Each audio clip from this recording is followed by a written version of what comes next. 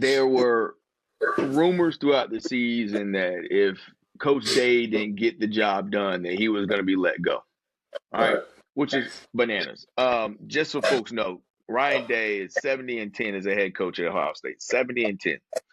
He's got 3 college football playoff appearances. He's 44-4 in the Big Ten, and now he's a national champion. But before he was a national champion, he was still 44-4. Excuse me, 44-4 in the Big Ten. 3 college football playoff appearances. 70-10. All right. When you guys hear that outside noise, Right. how do you compartmentalize it and just get the job done? Staying close to your brother, staying close to what you know, the true value of a person, other than what's displayed on the media. Like the Coach Day thing, bro. Like it was nonsense to me because like it comes to a point where you blame the coach, but it also comes to a point where you blame the players. Like the players play. And I felt like if you know football, like I saw people that knew football talking about fire Coach Day. Like, if you know football and you watch the film and you cut the film on, he's not losing us football games. Right. Let's be honest. He's the head guy. Of course, he's the head honcho. He's the guy in charge of everything. But he was not the one losing us football games. You got to think. He should have 2 or 3 national championships right now. He missed a kick against Georgia. Should never have been in that position, honestly. Marvin goes down, unfortunately.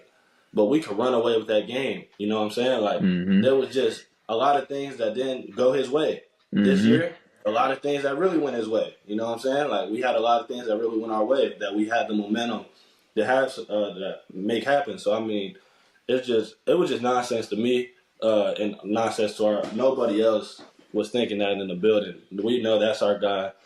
And you said accolades, and I just heard that he was the 3rd best win percentage all time as a college coach. Right.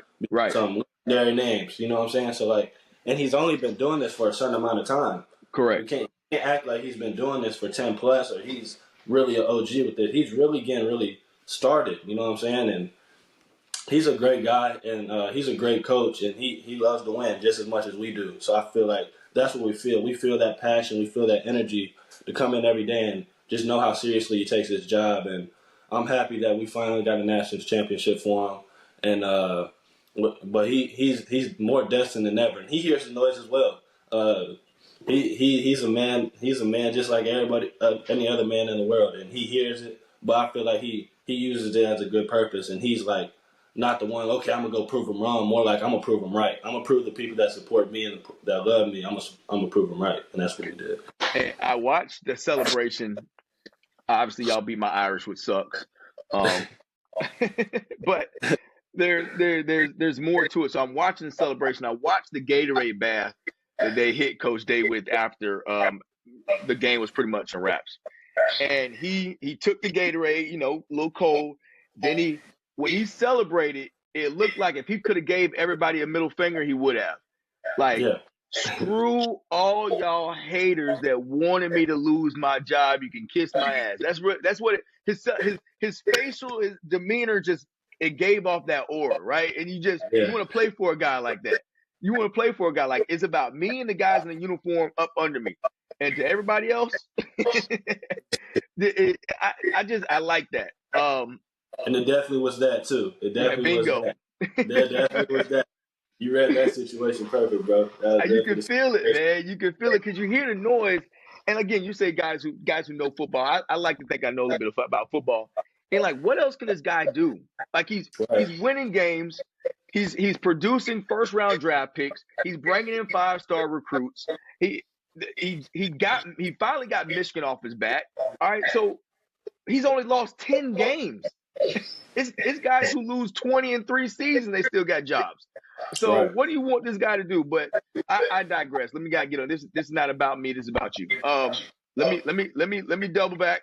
So you mentioned Marvin Harrison. I didn't have this question listed, but I just want to talk about Marvin Harrison because that's a good somebody to learn from.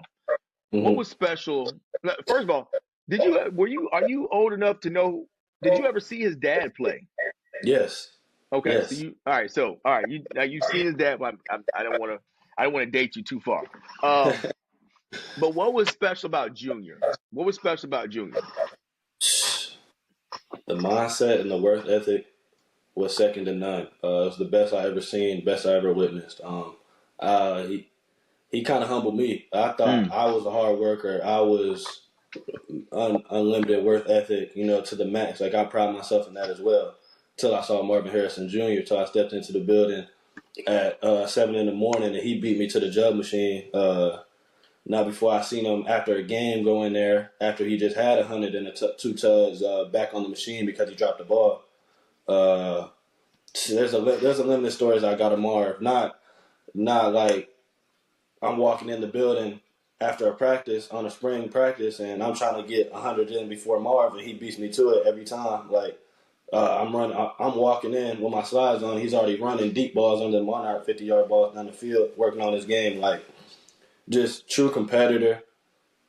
To the highest degree of work ethic and dedication you can ever find, and I feel like that motivated me even more, and that kind of mentored me, and I became close with him just because I think he saw that a resemblance of that in me as well. Like I was always willing to work, I was always willing to pick his brain about the game because he knows so much. He has somebody like his father to be a mentor to him, so I'm also asking things about that. Like I feel like that's me and Marv's connection really started just with the football things.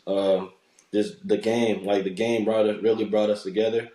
And then also off the field, he's a great guy. He's ultimately just a really good dude. He just really he was the glue of our receiver room. He showed us what a professional looked like every day. You got a true example of professional every day, and I was like, okay, that's who I'm chasing. I'm chasing to be like Marv. Like I'm chasing somebody of that gratitude every day, and he's right in front of me. There's people across the country that are chasing somebody like him, and they gotta watch him. I get to watch him live every day. I get to pick his brain. I get to be his friend. You know what I'm saying? Like people just don't. And you can take that for granted, but I never did really take that for granted. And just having that connection still to this day is the ultimate goal for me. Just having those type of connections and people in my circle with that type of mindset and that type of just that type of work, like that just makes you want to go even harder and just know that there's more you can give. There's no ceilings to this. Like he was pretty much set after his last year, but when he came back and had his Bolitnikoff year, it was just another like fire to him. Like he could have really went back to back Bolitnikoff, but he just had a different fire to him, a different edge, and he didn't care about who his dad was. He wanted to make his own name, and I think he's doing that even now in the NFL. He's just getting started in the league, and then he's just a great guy, man. Definitely somebody I looked up to, and that was my mentor my freshman year.